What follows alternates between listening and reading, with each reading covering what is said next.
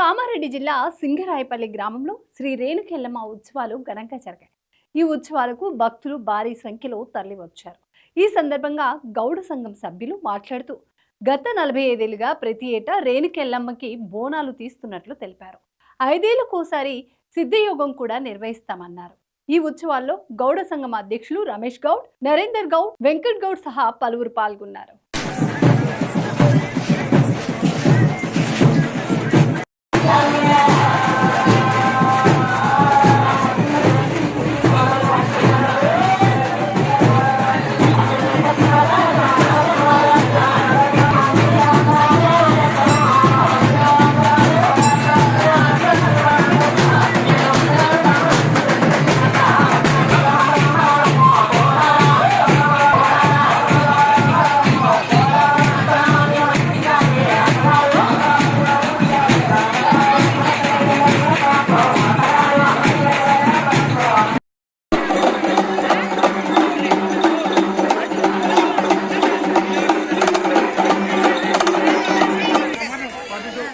సింగరాయపల్లి గ్రామంలో 42 సంవత్సరాల నుంచి ప్రతి సంవత్సరం మేము కూడా సింగరాయపల్లి గ్రామంలో ప్రతి సంవత్సరం ఘనంగా రేణుకాదేవి ఎల్లమ్మ పండుగ ప్రతి సంవత్సరం జరుపుకుంటాము.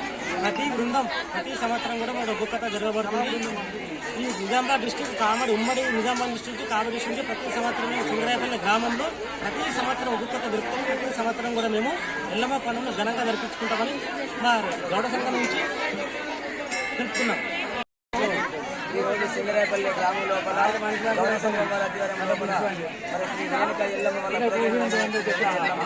బోనాలు సందర్భంగా రేణుక ఎల్లమ్మ పేరు చరిత్ర ముగ్గు కళాకారుల బృందం చేత శ్రీ సొంతం రాజలింగం కళా ప్రదర్శించబడింది. అధ్యక్షుడు